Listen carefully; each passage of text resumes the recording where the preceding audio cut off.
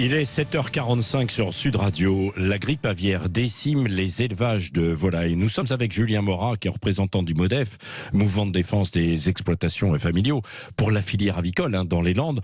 Bonjour Julien Morat. Bonjour. On dit que alors c'est le ministre précisément qui dit que les volailles de plein air doivent de nouveau être confinées partout en France pour tenter d'endiguer cette grippe aviaire. Quelle est l'ampleur de la grippe aviaire aujourd'hui ? Mais on a vécu un épisode pour la saison 2021-2022 exceptionnel. On n'a jamais abattu autant d'animaux en France, c'est-à-dire 20 millions.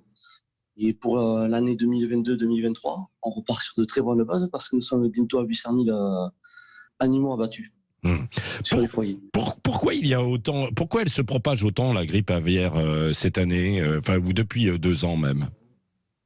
Mais en fait, c'est un problème immunitaire, d'abord, en premier lieu, et de concentration d'animaux. Ouais. Plus vous avez d'animaux, et plus les problèmes sont exponentiels. Ouais. Donc, ce qui s'est passé, c'est qu'en Vendée, région qui n'était jamais touchée, ils ont fait fort. Ils ont mis plus d'animaux en place que d'habitude, et c'est pour ça qu'avec quelques autres soucis, que ça a explosé de cette manière-là, avec en plus un impact sur l'environnement qui est très fort, ouais. Qui donc a contaminé toute la vie faune locale, ouais. Chose qui n'avait jamais été faite comme ça avant. Et du coup, à son tour, elle recontamine les élevages. Oui, c'est ça. Mais alors, si on les confine, il y a moins de risques. Et donc là, elles sont un peu à l'abri, ces volailles, dans ces conditions ? Oui, ça c'est en théorie. Oui, en théorie, mais un virus ne fonctionne pas comme une bactérie. Donc, ouais. C'est sur le contact direct, oui, on évite certaines choses, mais en fait, il y a tellement d'autres facteurs qui font qu'un virus peut rentrer que, en fait, c'est finalement assez peu efficace. Oui, c'est ça. Alors, qu'est-ce qui se passe lorsqu'un élevage est touché ? On est obligé d'abattre toutes les volailles ? Oui, c'est une maladie de déclaration obligatoire, donc la mesure d'abattage est aujourd'hui la seule qui soit tolérée. Donc voilà, on abat, mais on ne sait plus pourquoi la faire. Oui, c'est ça.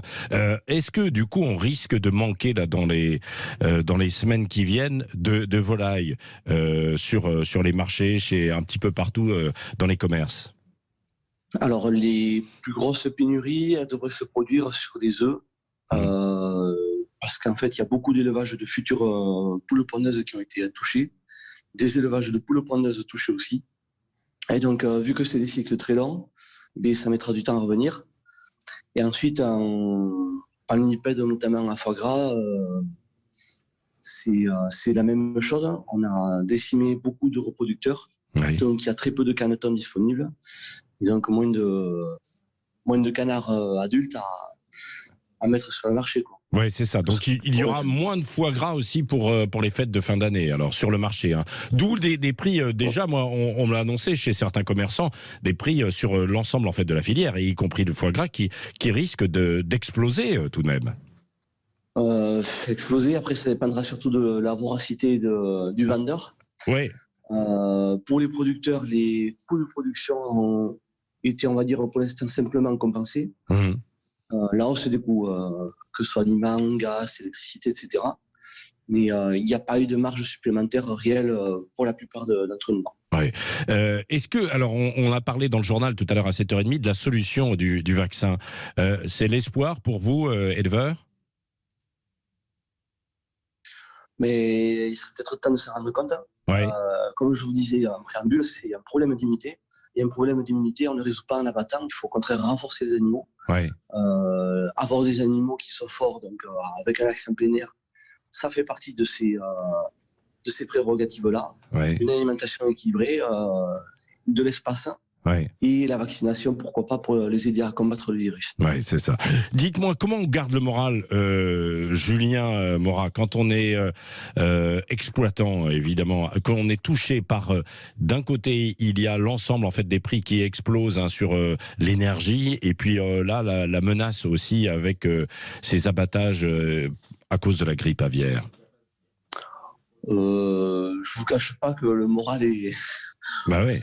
Il est totalement là. Il n'y a pas de miracle à attendre aujourd'hui. La vaccination serait une lueur d'espoir. Le retour à une situation comme avant 2015 où il y aurait moins de circulation d'animaux, on va dire le bon sens paysan prévaudrait sur les pratiques plutôt que de vouloir aseptiser un milieu qui ne peut pas l'être. Je pense qu'on y gagnerait, notamment aussi en sérénité. Ouais. Le moral chez les agriculteurs en général, il est quand même pas bon. Ouais, non, c'est vrai, c'est compliqué pour vous. Merci, on voulait vous donner justement la parole ce matin sur Sud Radio. Merci et bon courage à vous, Julien Morat, et l'ensemble en fait des éleveurs et des producteurs. Vous êtes représentant de la filière avicole dans les Landes, du côté du MODEF. Merci d'avoir été avec nous ce matin sur Sud Radio.